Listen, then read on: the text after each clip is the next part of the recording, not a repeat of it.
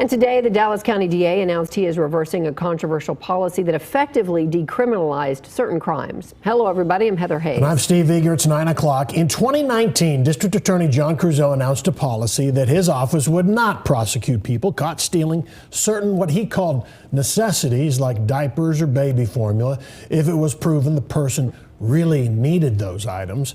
It was immediately met with criticism, became a political liability for his re-election that he just won recently. Now, nearly 2 weeks after his re-election, the policy has been rescinded. Fox 4's David Santandri live in Dallas tonight with more on the story. David.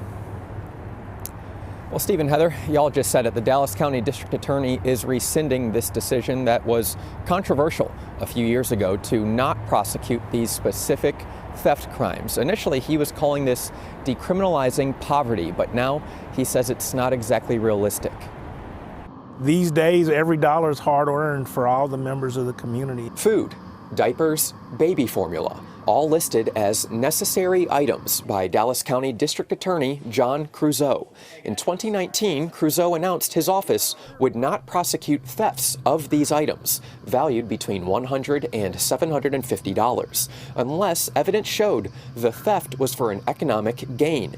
It was a plan to, quote, decriminalize poverty, but the plan is now rescinded. It made folks who had things valued between $100 and $750 feel like their property wasn't going to be valued or protected. Fox 4 reached out to attorney and former Dallas County prosecutor Russell Wilson for his reaction.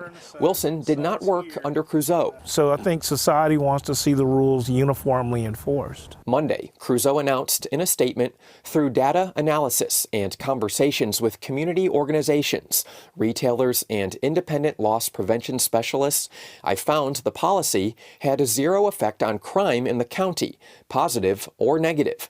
I have come to the understanding that this policy is more aspirational than realistic, and rather than helping those in need, I have watched that population, and primarily people of color, be blamed for a rise in crime. The DA's office did not provide Fox 4 with specific data which led to the decision. Decriminalizing crime is not in the best interest of communities. Clint McNear is with the Texas Municipal Police Organization.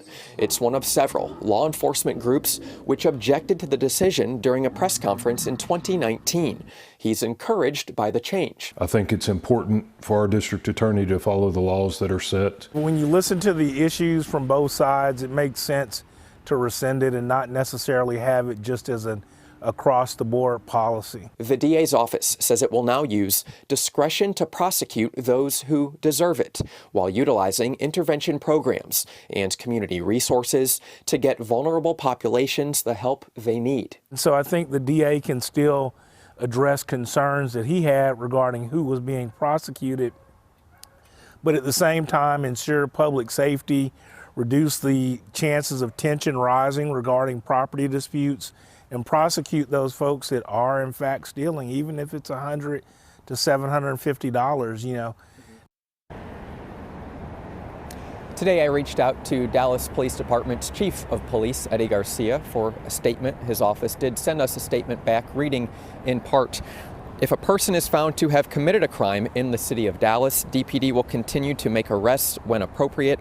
That is and remains our stance. And the district attorney, again, did provide that statement that we highlighted just a few moments ago, but he was unavailable for on-camera interviews today. Steve, Heather, back to you. Just quickly, David, was he working today, or was he just not available because he didn't want to be on TV, basically? Do we know? I can't answer that question. That's a fair question, but I can't answer that question for you right now. All right.